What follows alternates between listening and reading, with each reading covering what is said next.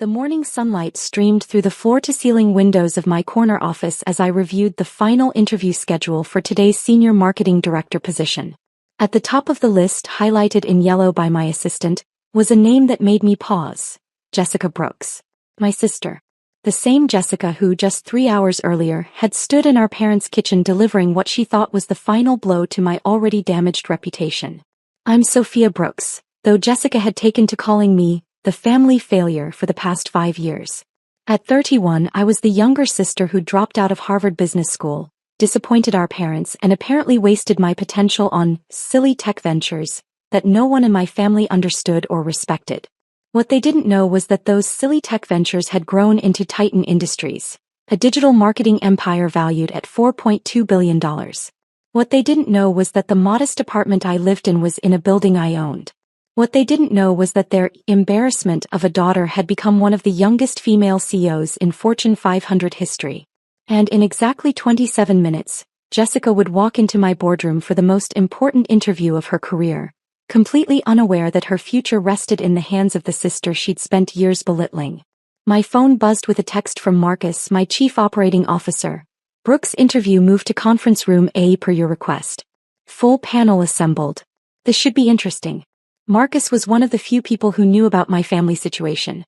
He'd watched me build this company from a tiny startup to a global powerhouse while my own family remained oblivious to my success.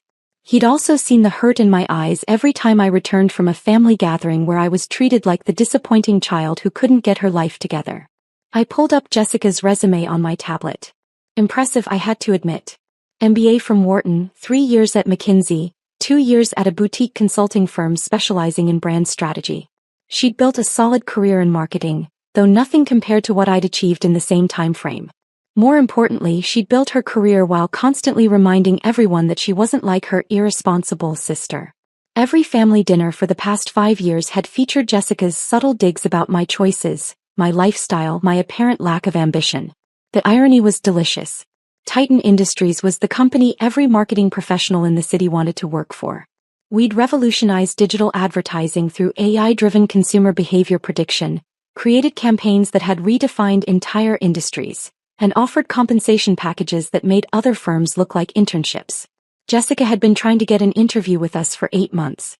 I thought back to this morning's confrontation in Mom's kitchen. I'd stopped by to drop off a birthday gift for Dad, a first edition of his favorite novel that had cost more than Jessica's monthly rent, though I'd let them assume it was a used copy from a bookstore. "What are you doing here so early?" Jessica had asked, looking perfectly put together in her interview suit. "Don't you have a coffee shop to run or something?" The coffee shop. That was her latest theory about my income source. She'd noticed that I spent a lot of time at various cafes with my laptop and concluded that I must work for one of them. The idea that I might be running business meetings or managing a global empire from those quiet corners had never occurred to her. "Just dropping off Dad's gift," I'd said, placing the wrapped book on the counter. "Right. Well, I hope you're not planning to hang around. I have the most important interview of my life today, and I can't afford any complications." Complications. Jessica had turned to face me fully, her expression cold and calculated. "Sophia, you're an embarrassment to our name. You're 31 years old with no real career, no savings, no prospects. The last thing I need is for anyone to know we're related." Mom had tried to intervene. "Jessica, that's harsh." "No, Mom, it needs to be said. We've all been tiptoeing around this for years. Sophia dropped out of Harvard, has bounced between random jobs, and lives like a college student. Today I'm interviewing with Titan Industries, the most prestigious marketing firm in the country. I cannot have my career derailed by association with someone who represents everything they wouldn't want in an employee." She'd stepped closer, her voice dropping to a hiss. "So please, for once in your life, stay away from successful people. Don't embarrass this family any more than you already have." I'd simply nodded and left, saying nothing about the fact that in 3 hours, she'd be sitting across from me in a conference room, hoping I'd give her the career opportunity she desperately wanted. Now, sitting in my executive chair overlooking the city skyline, I opened the folder containing Jessica's application materials. Her cover letter was particularly interesting. Titan Industries represents everything I aspire to achieve in my career: innovation, excellence, and transformative impact on the marketing industry. I have dedicated my professional life to reaching this moment, and I believe my unique combination of strategic thinking and creative execution makes me the ideal candidate for your senior marketing director position." She had no idea how right she was about this being her ideal position. She also had no idea that her embarrassing sister had specifically requested to be part of the interview panel when her application came through our HR department 2 months ago. My assistant Lauren knocked on the door. "Ms. Brooks, the interview panel is assembled. Jessica Brooks arrives in 15 minutes. "Perfect. Has everyone reviewed her background?" "Yes, and..." Lauren paused, a slight smile playing at her lips. "The team is very curious about your decision to personally conduct this interview." I stood, smoothing my tailored navy suit. "Well, it's always important to meet potential family members." "Family members?"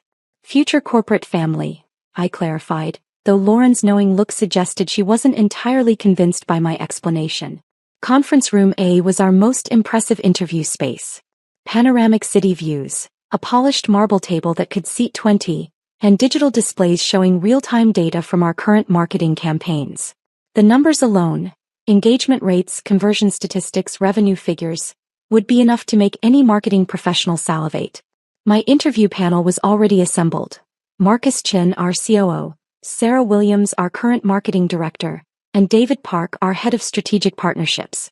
3 of the most respected names in digital marketing, all waiting to meet the candidate who'd somehow secured a personal interview with the CEO. "Remind me why you're conducting this interview personally?" Sarah asked as we reviewed Jessica's portfolio. "We've hired dozens of marketing directors without CEO involvement." "Special circumstances," I replied. "Trust me, this one requires a personal touch." At exactly 2 p.m. Lauren's voice came through the intercom. "Ms. Brooks has arrived. Send her in." I positioned myself at the head of the table, back to the door, ostensibly reviewing documents on my tablet. My heart rate increased slightly, not from nervousness but from anticipation. 5 years of being dismissed, belittled, and treated like a failure were about to come full circle. "Ms. Brooks," Lauren announced from the doorway, "please come in. The interview panel is ready for you." I heard Jessica's confident heels clicking against the hardwood floor as she entered the room. Her voice, when she spoke, carried that perfectly modulated professional tone she'd perfected over years of client presentations. "Thank you so much for this opportunity. I'm Jessica Brooks, and I'm absolutely thrilled to be here at Titan Industries." Sarah stood to greet her. "Welcome, Jessica. I'm Sarah Williams, Marketing Director. This is Marcus Chin, our COO, and David Park, Head of Strategic Partnerships." "And," Marcus said with barely concealed amusement, "our CEO wanted to personally conduct this interview." I turned around slowly, allowing the recognition to dawn gradually on Jessica's face. The transformation was extraordinary. Her confident smile froze, then cracked, then disappeared entirely. The color drained from her cheeks as if someone had opened a valve. "Hello, Jessica," I said calmly, extending my hand for a professional handshake. "Welcome to Titan Industries. I'm Sophia Brooks, Chief Executive Officer." The silence that followed was profound. Jessica's hand hung limply in mine, her mouth opening and closing without producing sound. Her carefully prepared introduction dissolved into stunned silence. "Please have a seat," I continued, gesturing to the chair directly across from me. "We're excited to learn more about your background and qualifications." Jessica sank into the chair like her legs had stopped working. Her eyes darted around the room, taking in the displays showing our company's impressive metrics, the view of the city skyline, the obvious markers of success and power that surrounded her. I don't understand," she finally managed. "What don't you understand?" I asked pleasantly. "The interview process. I'd be happy to explain. We'll be discussing your experience, your vision for digital marketing strategy, and how you might contribute to Titan's continued growth." Marcus stepped in smoothly. "Jessica, your resume shows impressive experience at McKinsey and Brandwell Consulting. Can you walk us through your most significant campaign achievements?" Jessica struggled to regain her composure, her professional training warring with her personal shock. Yes, of course. At McKinsey, I led the rebranding initiative for Patterson Automotive, which resulted in a 37% increase in brand recognition and a 22% boost in sales within the first quarter." "Impressive," Sarah noted. "What was your strategic approach?" As Jessica began explaining her methodology, I watched her carefully. Despite her shock, her professional competence was undeniable. She knew marketing strategy, understood consumer psychology, and could articulate complex concepts clearly. Under different circumstances, she would have been exactly the kind of candidate we sought. But these weren't different circumstances. That's a solid traditional approach, I interjected after she finished describing the Patterson campaign. But at Titan, we've moved beyond conventional marketing strategies. David, would you show Jessica our current Thomson Electronics campaign? David activated the wall display, revealing a real-time dashboard of our most successful current project. This campaign uses AI-driven behavioral prediction to customize messaging at the individual consumer level. We're seeing engagement rates of 89% and conversion rates of 43%. Jessica's eyes widened as she absorbed the numbers. Those metrics are unprecedented. They're typical for us, I said simply. We don't do traditional marketing anymore. We do behavioral science applied through advanced technology. The question is, can you think beyond the frameworks you learned at Wharton? The challenge hung in the air. Jessica looked around the table, clearly realizing that this interview had become about more than just a job. This was about whether she could adapt her entire professional worldview. I'd need to understand your proprietary systems better, she said carefully. But yes, I believe I could learn and contribute to this approach. Learn from whom? I asked quietly. The question's implications were clear. If she got this job, she'd be learning from me. The sister she'd called an embarrassment. The family failure who'd somehow built one of the most successful companies in the industry. Jessica met my eyes for the first time since recognizing me. From you, I suppose. From me, I confirmed. The Harvard dropout. The family embarrassment. The sister with no real career, no savings, no prospects. The other panel members exchanged glances, beginning to understand the undercurrents of this conversation. Marcus cleared his throat. Perhaps we should discuss the position requirements in more detail. Actually, I said, standing up, I think we should take a brief recess. Jessica, would you mind stepping outside for a moment? There are some materials in the lobby you might find interesting. She nodded mutely and left the room. Once the door closed, Sarah turned to me with raised eyebrows. Your sister. aSister, I confirmed. The one who told me this morning that I was an embarrassment to the family name and should stay away from successful people. David whistled low. That's awkward. Is it? I pulled up Jessica's performance metrics from our research department. Look at these numbers. She's genuinely talented. Her strategies are solid, her execution is flawless, and her results speak for themselves. But, Marcus prompted. But she spent 5 years treating me like a failure without ever bothering to ask what I actually do for a living. I walked to the window looking down at the busy street 44s below. She assumed the worst about me and never questioned those assumptions, even when evidence suggested otherwise. What kind of evidence? Sarah asked. I smiled slightly. I pay for Dad's medical treatments. I bought Mom's car when hers broke down. I've been anonymously funding Jessica's nephew's private school tuition for 2 years. She's benefited from my success while simultaneously condemning me for my supposed lack of it. The room fell silent as the implications sank in. So what's the plan? Marcus asked. Hire her and make her work for the sister she belittled?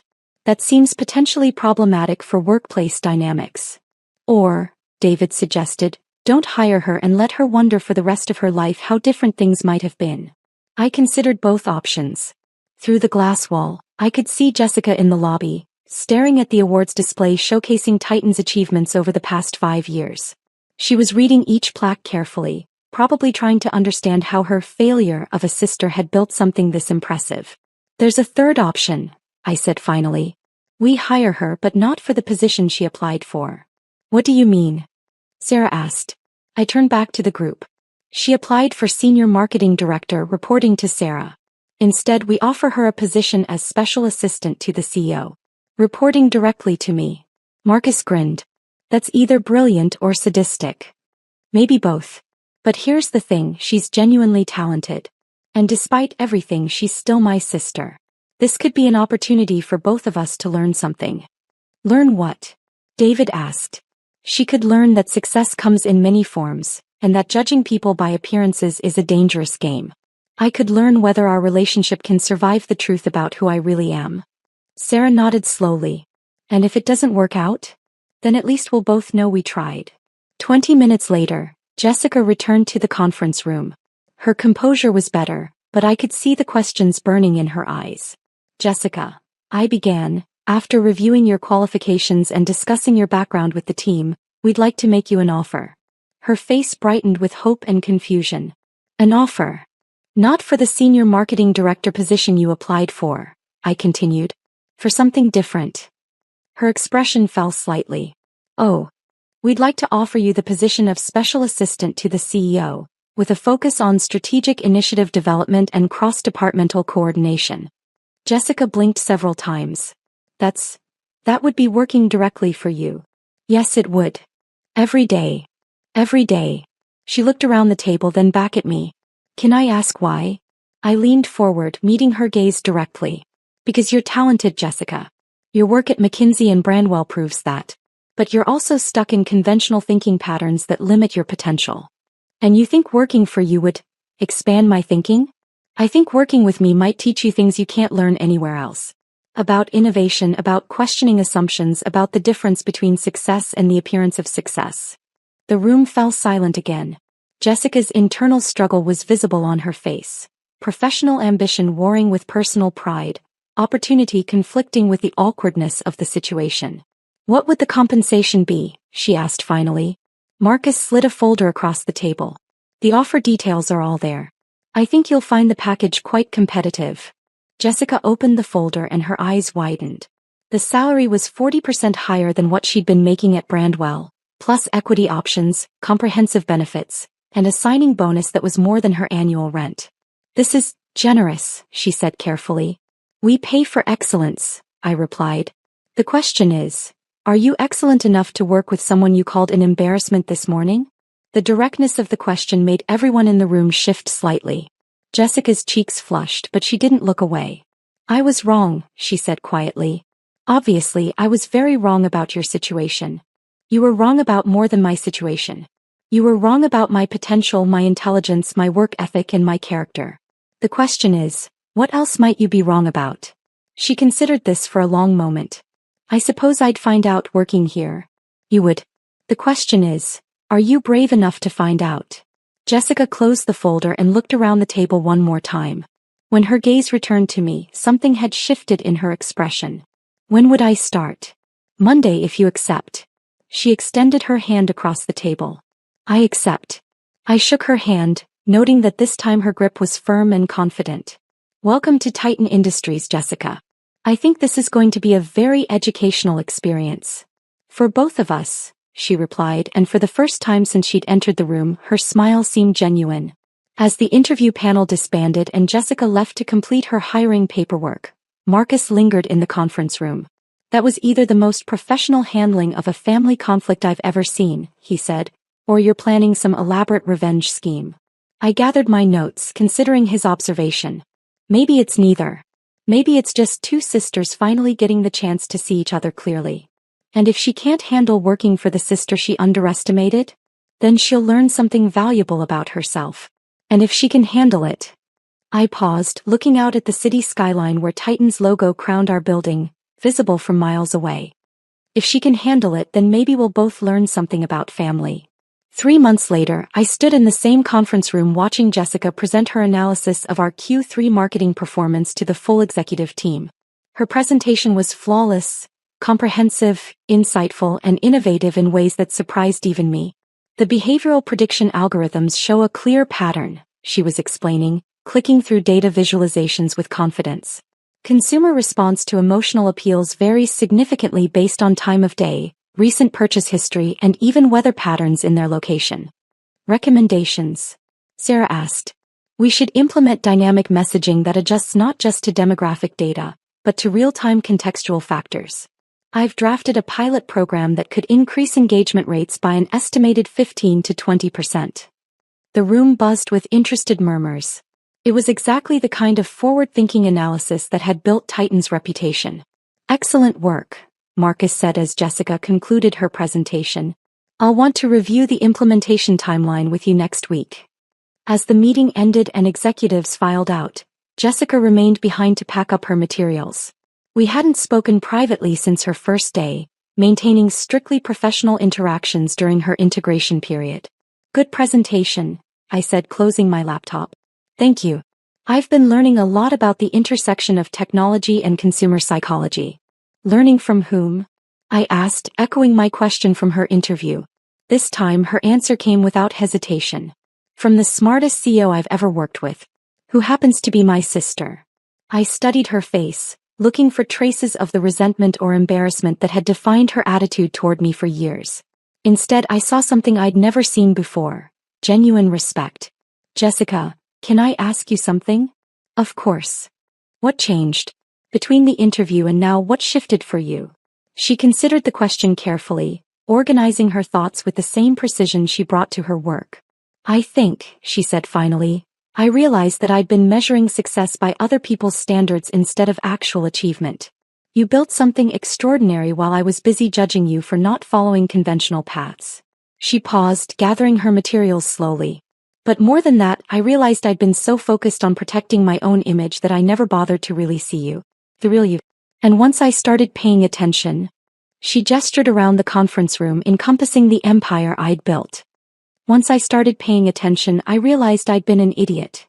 You weren't an idiot, I said gently. You were operating on incomplete information. Information I never bothered to seek out because I was too arrogant to think I might be wrong. We walked toward the elevator together, our heels clicking in synchronized rhythm on the polished floor. There's something else, Jessica said as we waited for the elevator. I've been meaning to thank you. For what? For Tommy's school tuition. I know it was you. I kept my expression neutral.